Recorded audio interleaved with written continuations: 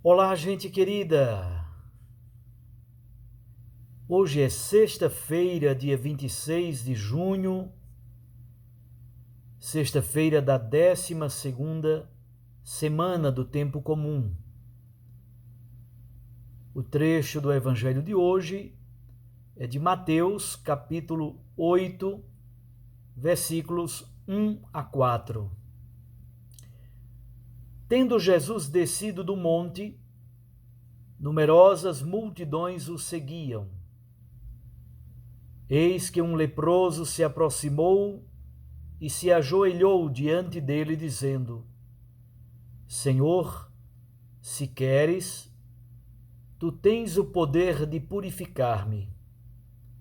Jesus estendeu a mão, tocou nele e disse: Eu quero, fica limpo. No mesmo instante, o homem ficou curado da lepra.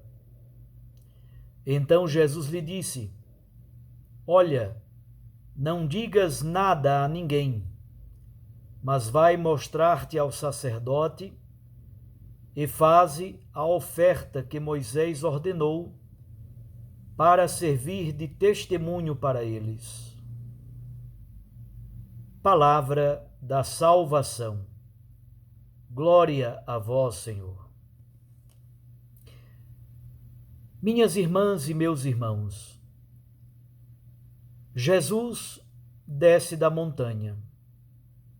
Entre os capítulos 5 e 7, nós tivemos o chamado Sermão da Montanha. Jesus, então, no capítulo 8, versículo 1, desce da montanha.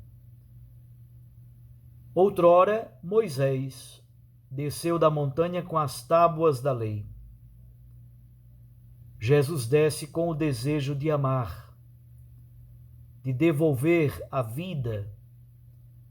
Onde quer que a criação esteja diminuída, aí Jesus atua para devolver-lhe todo o seu esplendor.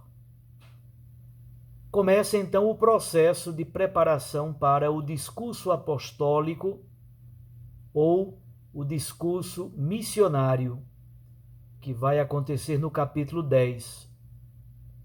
Mas antes do discurso apostólico, temos 2 capítulos preparatórios. Na parte narrativa, nos capítulos 8 e 9, Jesus realiza 10 milagres. Além de Mateus apresentar também 2 sumários. Um sumário de milagres, que está no capítulo 8, versículos 16 e 17, e um sumário de toda a atividade missionária de Jesus no capítulo 9, versículo 35. Jesus realiza 4 tipos de milagres: cura de enfermidades, a cura de doentes, exorcismos ou expulsão do espírito impuro, ressurreição de mortos e também milagres de domínio da natureza. Curas de enfermidades e exorcismos são muito mais comuns. Ressurreição, os evangelhos narram 3 ressurreições feitas por Jesus. A ressurreição da filha de Jairo, a ressurreição do filho da viúva de Naim e a ressurreição de Lázaro. Os milagres de domínio da natureza são de vários tipos, por exemplo, a tempestade acalmada, ou a transformação da água em vinho, a multiplicação dos pães, caminhar sobre as águas, são milagres de domínio da natureza. Há, portanto, nestes 2 capítulos de Mateus, capítulo 8 e capítulo 9, uma intensa atividade taumatúrgica. A palavra taumatúrgica é o adjetivo relativo à cura. Há uma intensa atividade taumatúrgica de Jesus. E as curas que Jesus realiza comprovam o poder da palavra que foi anunciada. Jesus, então, é o Messias que passa fazendo o bem, entregando o dom da vida nova por onde passa. Nestes 2 capítulos temos então 8 de 1 a 4, a cura do leproso, o texto de hoje. 8 de 5 a 13, a cura do servo do centurião paralítico. 8 de 14 a 15, a sogra de Pedro com febre. 8 de 23 a 27, a tempestade acalmada. 8 de 28 a 34, os endemoninhados gadarenos. 9 de 1 a 8, um paralítico de Cafarnaum. 9 de 18 a 26, um duplo milagre, a cura da hemorroíça e a ressurreição da filha de Jairo. 9 de 27 a 31, a cura de 2 cegos. 9 de 32 a 34, o endemoniado mudo. Temos então 10 milagres realizados por Jesus, comprovando assim o poder da palavra que Jesus anuncia. Olhemos agora mais de perto o texto do Evangelho de hoje. Primeiro entendamos o que significa um leproso no tempo de Jesus e especialmente no Antigo Testamento. O conceito de lepra no livro do Levítico, capítulos 13 e 14 do livro do Levítico, o conceito de lepra ultrapassa imensamente aquilo que nós conhecemos atualmente como a doença chamada hanseníase. A lepra, no livro do Levítico, envolve várias infecções da pele ou mesmo os bolores nas roupas ou até nas paredes das casas, uma espécie de mofo. Tudo isso era chamado de lepra. Mofo na roupa, o bolor ou mofo nas casas, também na pele, a calvície, algumas manchas avermelhadas ou esbranquiçadas. Tudo isso é chamado de lepra no sentido genérico da palavra. O diagnóstico e as preocupações comunitárias com o contágio, isso é objeto do trabalho e do exame feito pelos sacerdotes.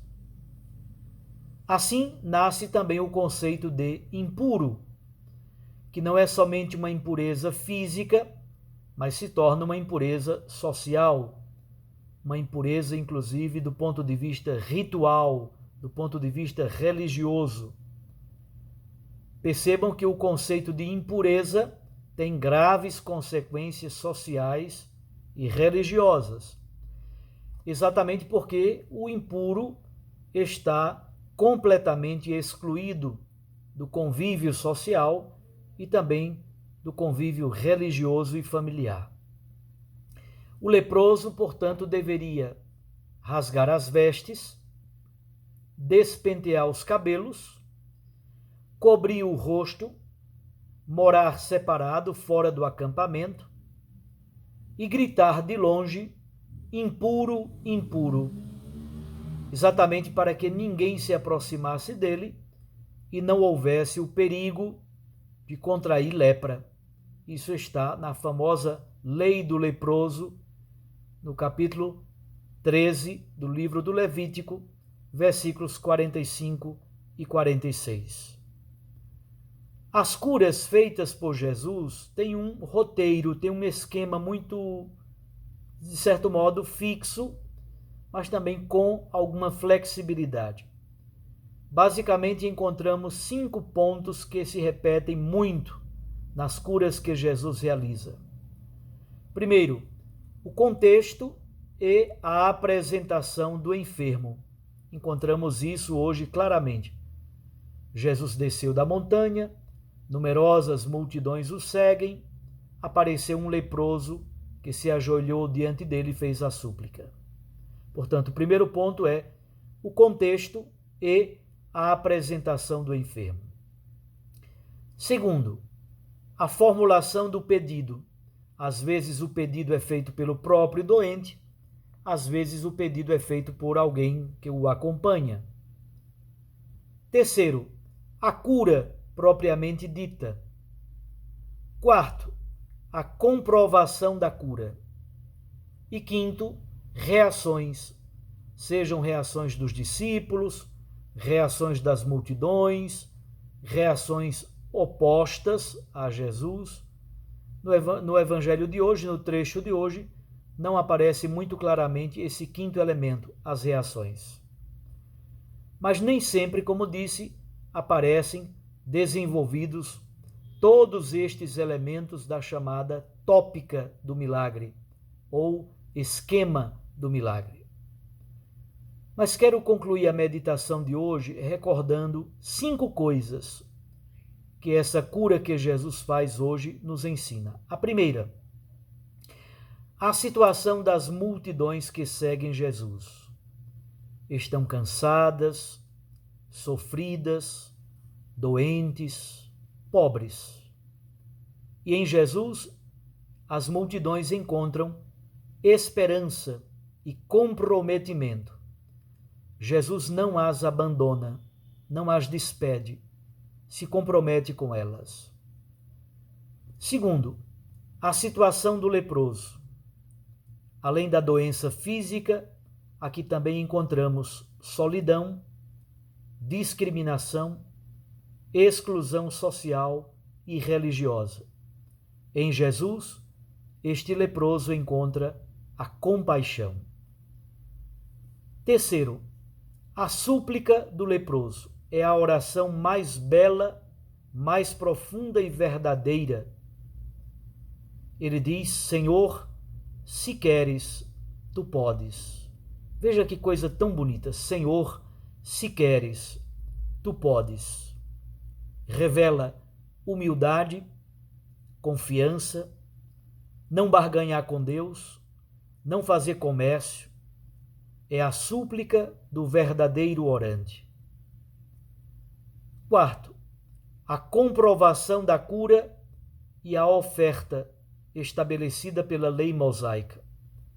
Jesus deseja que os sacerdotes reconheçam o poder e a autoridade que ele tem.